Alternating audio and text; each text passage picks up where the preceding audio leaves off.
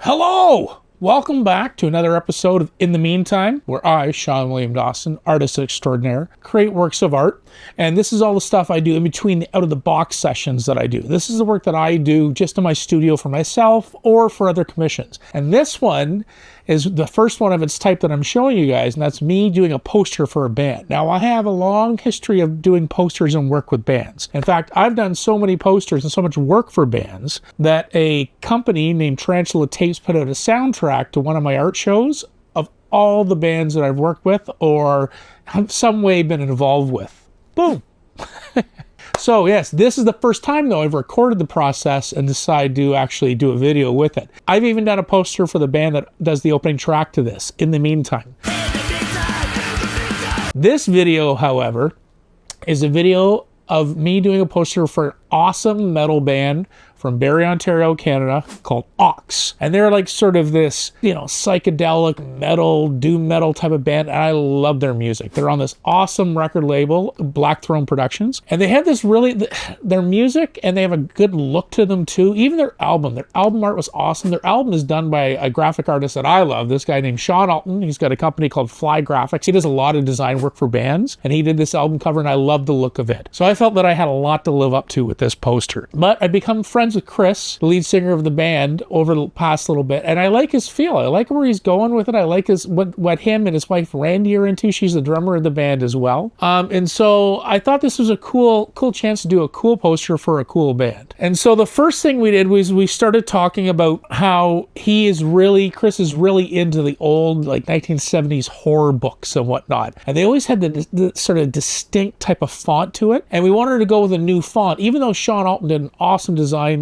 for their font on their album. We wanted to go with something different. I wanted to have something also that was my design. If you watch, you'll see that I've actually gotten some photocopies of older books, older fonts. Those were actually pictures that Chris had sent to me, and I started reworking those. And so what I do is I lay them out, and then I started actually mapping out how big I wanted the letters and stuff. So I measure everything out. Now the thing is, I do all my fonts by hand. Anytime I work with a band, I draw everything from scratch. I don't like to use computers. Drafting's in my blood. My grandfather was a draftsman, so I love to do that old school style. So I lay it all out, I measure it all out, and the trick is when designing fonts is that you don't simply just put a letter into a box. You have to turn the box into a letter. So that's what I did, and I wanted to have it sort of pointy, and it's sort of like a little bat, or it's got a pointy feel and almost like an evil vibe to it. Because they like to go with that. I think it's cool. I wanted to go with the vibe that they had. And once I was done with the font, I draw in pencil first. Then what I do is I go over it with a brush and ink, and then I go over it with my pen and ink. And then once that's all done, I actually fill it in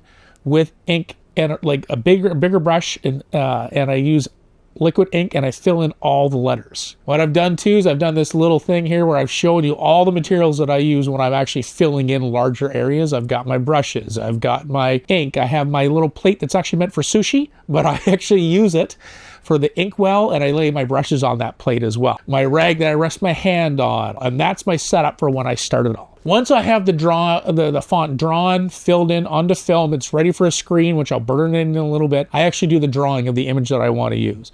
And I'm using an image from a series called Twin Peaks. It was started in the 90s, and it's a series done by David Lynch, in my opinion, one of the best directors around. He's the most artistic director I know.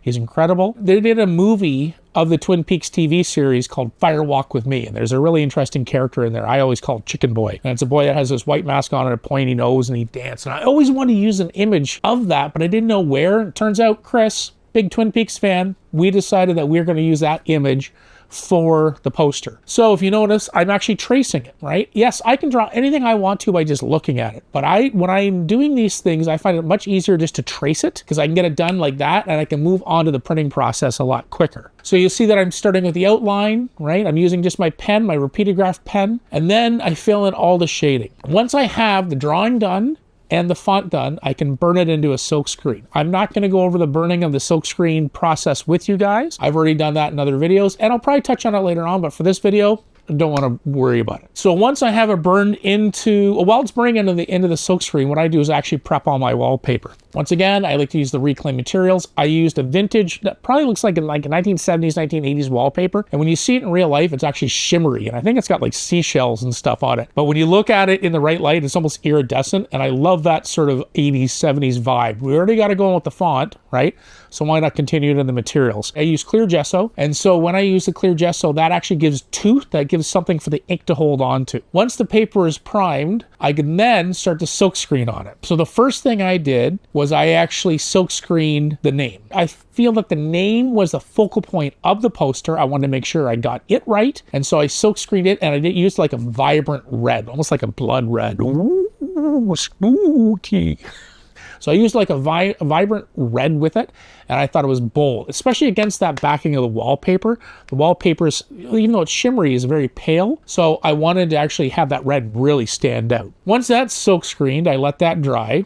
And I started with the first face. And I knew I wanted to do 3 of the face within the poster. I almost wanted to have them set up like a triangle. The triangle is a very, very, what they call archetypal image. It's been used throughout history and art. And so I wanted to use that, and I felt that it fit nicely in the curve of the font as well. And then I wanted to keep that 70s vibe going still, and like the 70s palette, it was always like oranges and browns and reds and stuff like that. So I used brown for the second face on it that I silk screened. Then I went with the black for the third one, and that's because I really wanted it to stand out, right? I just sort of felt like it finished up the picture. I like to have black somewhere, and black always stands out the most whenever you're using it in anything with like a pale background. So what you're looking at now is the final poster. I'm very happy with this poster. The band was very happy with this poster. It was a smaller edition. I only did an edition of 15. I actually printed a total of 19 of them, but only 15 were consistent enough to sign as an edition. So you'll see that I've signed and numbered it. I've also signed and numbered it in chrome. I wanted to go real rock and roll. I wanted to do all chrome. So last thing I want to do is thank all the people that have been involved with this video. First, I'd like to thank Chris and Randy from Aawks. They've been great to work with, and I'm looking forward to working with them in the future. We got some cool projects in mind that we are moving forward with. I also want to thank, once again, Sean Alton from Fly Graphics. Sean's a good buddy of mine, best graphic designer I know. I also want to thank Mitch at Juicebox Studios. He's the one who's going to be editing this. And hopefully, I'm hoping, I'm going to get to work with Mitch even more in the future. If you enjoyed this, hit the subscribe button so you can check out more stuff and watch what I do in the meantime. Later.